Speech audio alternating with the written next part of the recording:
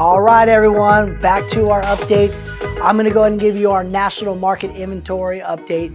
Right now, currently, we have 575,000 homes currently on the market.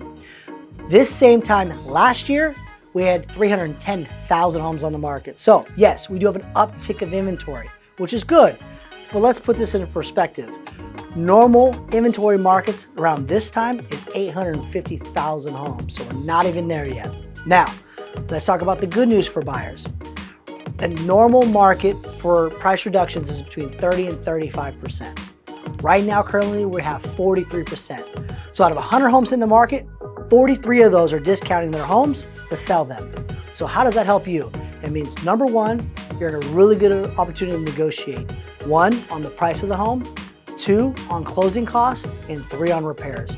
And I got even better news. The market's not gonna crash, and I got data to show it. Want to know more? Reach out to my DM. I'll be more than happy to answer any questions. Talk to you soon.